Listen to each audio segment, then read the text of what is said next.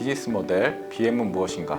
비즈니스 모델에 대해서 창업을 생각해 보신 분이라면 수없이 많이 들어봤을 것이라고 생각됩니다. 사업의 성공을 위해 상당히 많이 고민했을 분야이기도 하고요. 그럼 이 BM이라고 불리는 것은 무엇인지에 대해서 좀 알아보는 시간을 가져보도록 하겠습니다. 여러분이 구성해야 할 비즈니스 모델이 어떻게 구성해야 되는지에 대해서 좀 알아보도록 하겠습니다. 대부분의 내용 6화 원칙에 맞춰 설정을 하죠.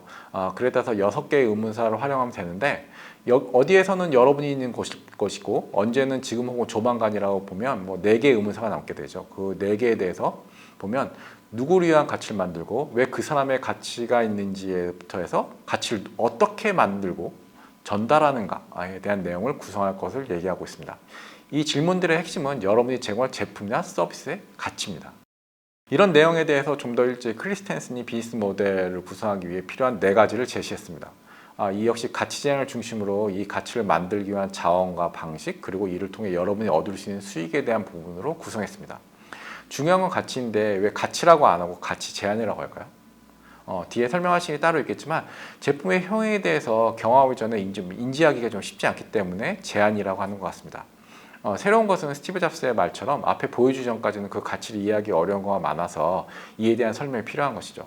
그렇기 때문에 가치 제한은 여러분의 제품과 서비스로 새롭게 제시될 고객이 인식할 미래의 가치라고 생각하시면 될 것 같습니다.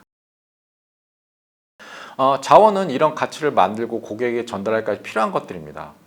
수익 공식은 가치를 만들어서 전달하게 되면 여러분이 받게 될 반대급부를 의미하는 거고요. 그렇다면 프로세스는 어떨까요? 좀 너무 포괄적으로 정의된 것이 아닌가 생각합니다. 가치를 만드는 것도 일이고 전달하는 것도 일이고 사람을 모으는 것도 일이고 기업이 하는 모든 일들의 집합과 그 일들의 방식 이런 걸 다 정리하기 쉽지 않죠. 이에 대해서 좀 정리하기 쉽도록 오스터왈드의 방식으로 설명하는 시간을 좀 갖도록 하겠습니다. 다음은 비즈니스 모델의 대표적인 유형을 살펴보겠습니다.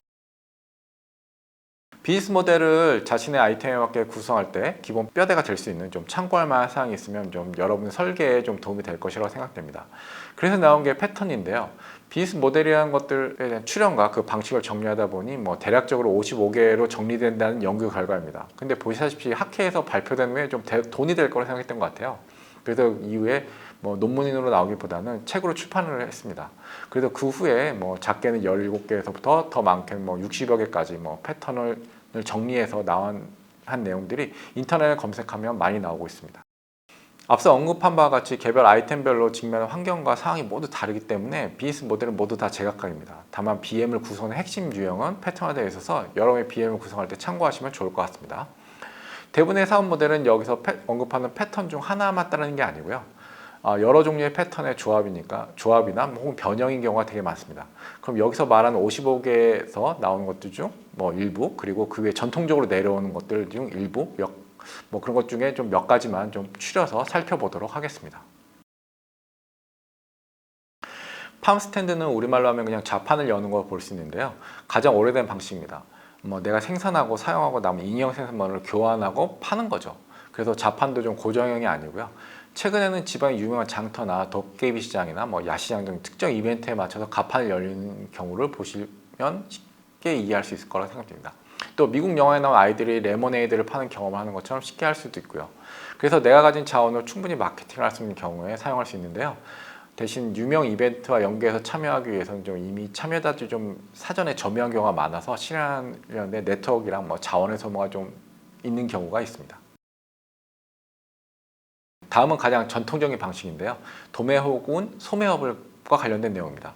아비트리지는 우리말로 하면 차익거래라고 하는데 저렴하게 물품을 사서 거기에 수익을 더하여 판매하다 보니까 물품 거래 자체에 차익을 받는 방식입니다. 상점을 열고 상품들을 채워놓고 고객이 올 때를 기다리는 방식으로 성공의 핵심 요인은 올바른 위치를 차지해야 한다는 점이죠. 하지만 반대되는 경우도 있습니다. 좋은 상품에 대한 판매에 대한 정보가 확대되면서 그 위치가 좋아지는 경우도 있죠. 상품이 고정된 위치에 있다 보면 대략적으로 여러분 좋아하시는 게임 중에 대항해 시대 같은 거 있지 않습니까? 좋은 상품을 찾아서 고정된 상점과 좀 연계를 하는 이런 형식도 차익 거래라고 볼 수 있습니다.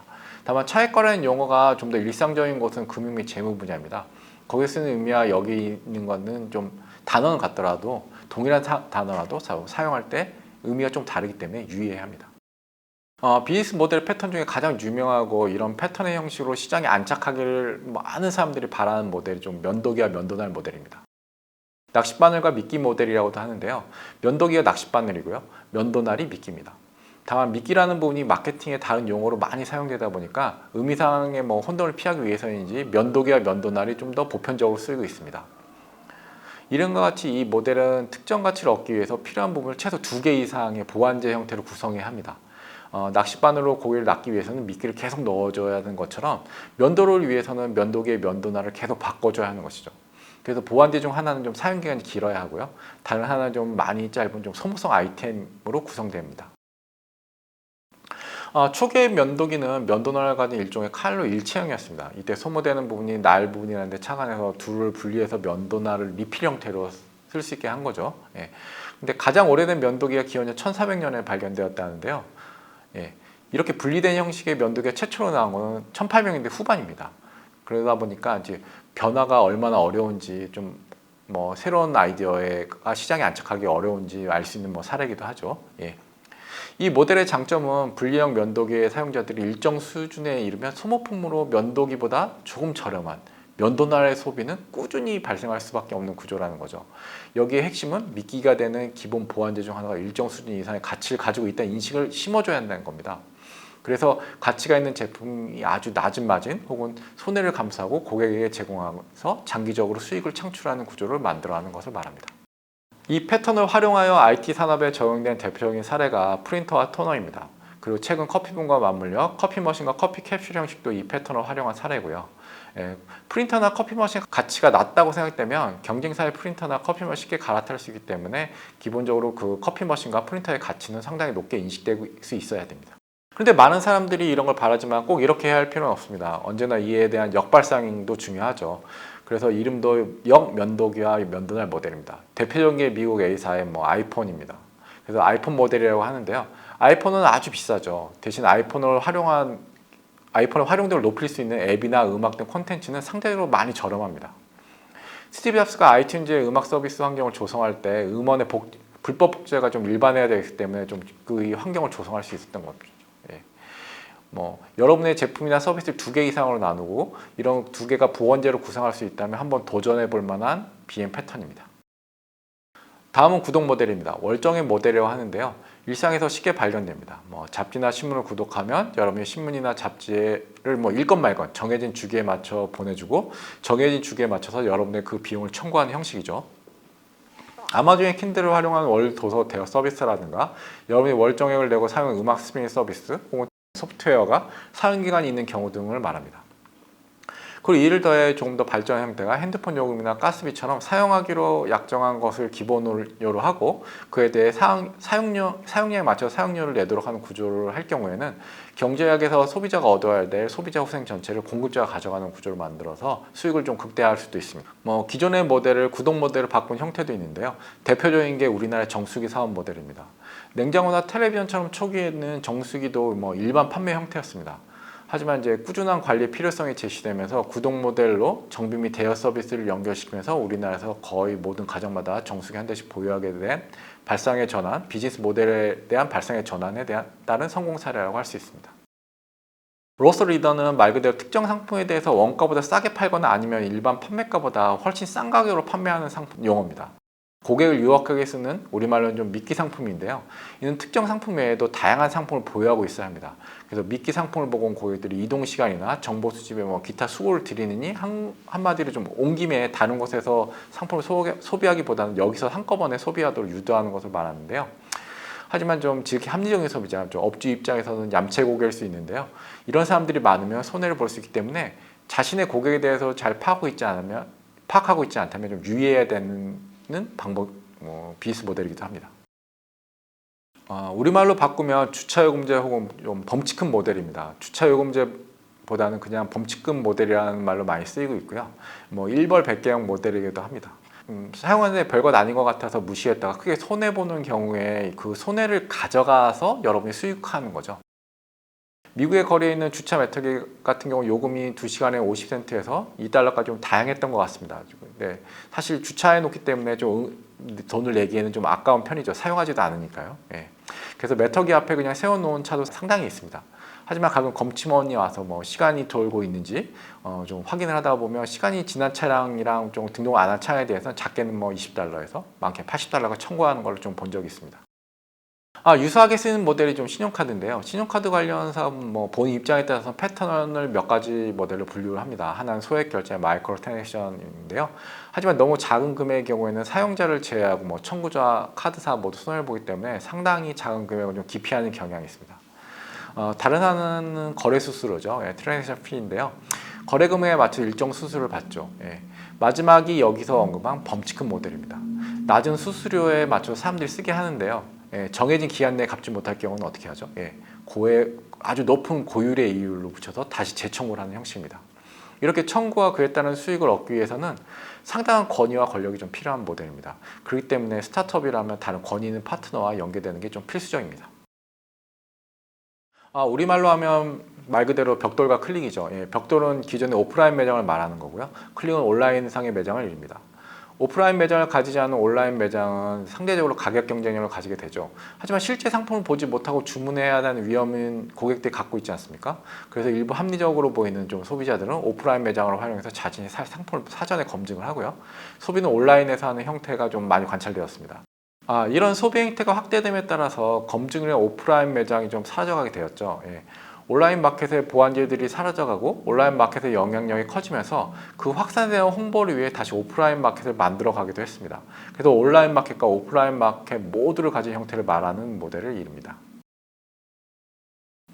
아무리 온라인의 소비 환경이 좋아지더라도 사전에 실물을 확인하고 싶은 욕구가 사라지는 것은 아니기 때문에 일부 확인할 수 있는 곳을 열어두면서 광대한 소비자에게 다가갈 수 있는 온라인 상거래 수행은 좀 많은 장점을 가지고 있습니다. 최근 온라인에서 어느 정도 성공을 거두면 증권의 공시효과처럼 외부에 매장을 개설해서 자신들의 사업 아이템의 좀 성공을 홍보하는 용도로도 쓰이는 것 같습니다. 하지만 오프라인 마켓의 확산에 대한 기준이 없다면 기존의 가격 경쟁력을 가지던 부분을 모두 이룰 수 있어서 주의를 좀 요하기도 하죠. 칩칙은 말 그대로 좀 싸지만 세련된 이런 의미입니다. 대체로 마진율이 높은 제품 사이에서 사용되는 형식인데요. 마케팅에서 이런 시장을 잡기는 좀 쉽지 않습니다. 왜냐하면 소비자들이 매우 비싼 제품을 싸게 구매했다는 인식을 좀 일시적이지 않고 꾸준히 가지게 해야 되기 때문인데요. 그리고 사람마다 제품이나 브랜드에 갖는 이미지도 모두 다르죠. 그렇기 때문에 누구에는 칩칙이 그냥 저렴한 제품으로 인식될 수도 있습니다. 예를 들어 스웨덴의 가구 회사 제품은 누구에는 유럽의 고급 가구인데 그럼에도 불구하고 좀 저렴한 가격에 가구를 살 수 있는 그런 브랜드로 느껴질 수 있습니다. 하지만 누구에게는 임대용 주택이나 사회 초년생들의 집안에 넣어주기 적당한 가구로 생각할 수 있죠. 그렇기 때문에 고객 시장이 구분되어 있다면 별도의 마케팅 전략을 수립해서 진행해야 됩니다. 롱테일은 우리말로 긴 꼬리인데요. 그냥 다들 롱테일이라고 합니다. 아마도 새로운 분야, 새로운 아이템으로 스타트업을 준비하거나 창업을 좀 준비하시는 분들이 좀 바라는 형태가 아닐까 싶은데요. 긴 꼬리에 위치한 시장을 통계하게 정규분포로 보면 맨 끝에 위치한 길게 늘어진 그 끝부분에 있던 그런 사업 아이템, 그런 시장이 전체 시장으로 가는, 전체 시장으로 확대돼서 그 전체 시장을 대표하게 되는 경우를 이릅니다. 그래서 큰 기업이 들어가기에는 경제성이 낮아서 들어가지 않은 부분의 경우가 대부분입니다. 하지만 이런 맨 끝부분에서 발견한 기회를 바탕으로 한 제품이나 서비스가 정규분포의 가운데 부분으로 확대되는 경우를 말합니다. 하버드 대학생들의 온라인 네트워킹 서비스에서 미국 동부의 대학, 그리고 전 세계 대학에서 지금은 전 세계 사람들이 쓰게 된 페이스북이나 온라인 스토어로 초기 책에서 지금은 말 그대로 그 로고에 보신 바와 같이 A부터 Z까지 없는 품목을 찾는 게 좀 힘들 정도로 품목이 늘어나서 사용 대상자들도 미국의 인터넷 사용할 수 있는 일부 지식층에서 미국의 전 가정을 확대하는 아마존 같은 경우, 그리고 휴대용으로 어린이용 중심의 게임 시장에서 지금은 콘솔 게임의 중심의 닌텐도 같은 경우를 일컫는 경우입니다.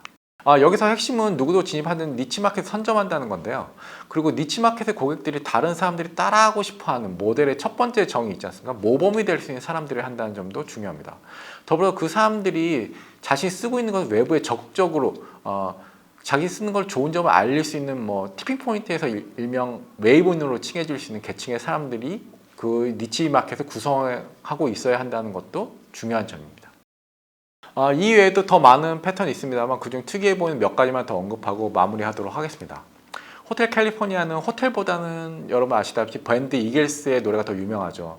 실제로 검색하면 호텔이 나오는 게 아니라 이글스의 노래가 나오고요. 실제 호텔 캘리포니아가 수록된 앨범의 표지도 호텔 캘리포니아가 아니라 비버리 힐즈 호텔이기 때문에 그런지, 아니면은 뭐 지금 멕시코의 돈토스 탄토스에 있는 뭐 호텔 캘리포니아랑 사실 이 노래가 아무 관련이 없음에도 불구하고 이 노래로 좀 유명한 관광지가 된 호텔이 또 이 호텔입니다. 그래서 그런지 뭐 이 모델의 의미는 전혀 관련성이 없어 보이는 곳에서 고수익 제품을 판매하면서 뭐 그래서 수익을 올리는 것을 좀 일컫고 있습니다. 예를 들면 농구 경기장에서 야구 경기표를 싸게 판다든지 영화관에서 워터파크 할인권이나 여행 상품을 판다던가 하는 식입니다. 유통 채널의 뭐 확대 중점을 둔 모델로 보시면 되는데요. 협력업체 구성이 중요하죠. 과거에는 좀 경쟁 그룹들 간의 뭐 제품 지향했습니다만 산업군의 개편과 뭐 산업 간 경쟁도 심해지면서 그 구분도 요즘은 사라지고 있는 것 같습니다. 다음은 쉽게 접할 수 있는 모델인데요. 초기 일정 기간은 무료로 체험할 수 있게 해주고 그 이후에는 높은 마진의 가격을 제시하는 형태로 무료인 프리와 고가의 좀 고급 제품을 의미하는 프리미엄이 합쳐져서 나온 모델입니다. 고객들이 제품을 통해서 제품이나 서비스의 가치를 인지시키고 가격보다는 좀 가치가 높다고 생각되면 계약이 이루어지는 거죠.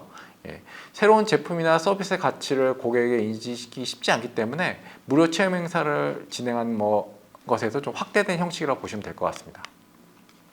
앞에서 살펴본 로스 리더가 뭐 다양한 상품을 구비해 할 수 있는 것에 좀 비해서 프리미엄은 일정 기간을 무료로 사용하거나 일정 기능을 로스 리더의 역할을 하게 한 변형으로 볼 수 있습니다.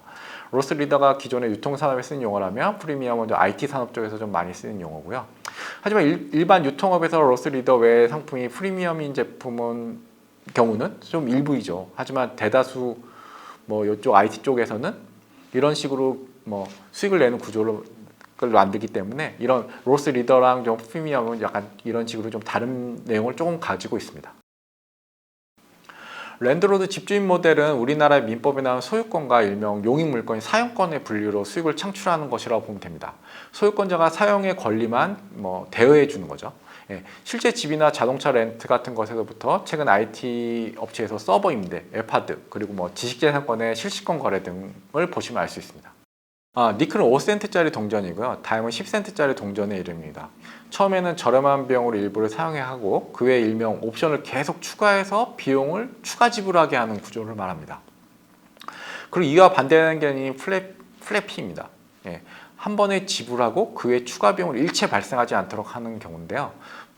비행기나 여행 상품 등에서 쉽게 발견되는 모델인데 저가 항공의 경우에는 비행기를 통한 이동 자체는 상당히 저렴하죠. 그렇지만 그 외에 비행기 내에서 식사나 음료 등의 식품의 소비에는 각각의 추가적인 비용을 계속 지불해야 합니다. 하지만 기존 대형 항공사의 경우에는 식사나 음료 등이 좀 포함되어서 추가적인 비용이 나오지 않는 경우죠. 대신에 상대적으로 가격은 더 비싸죠. 여러분의 고객이 모든 것을 경제적으로 하나하나 따진 고객이라면 니켈 앤 다임 모델을 좀 써야 되겠죠. 하지만 귀찮은 것을 좀 싫어하는 고객이라면 플래피 모델이 적합할 것이라고 생각됩니다. 그 외에도 앞서 언급한 55가지 패턴이나 추가적으로 정리되는 패턴을 검색해서 알아보시고 여러분의 BM 구성에 대한 핵심 패턴을 좀 찾아서 다음에 언급할 BM 모델 작성에 활용하시면 좋을 것 같습니다.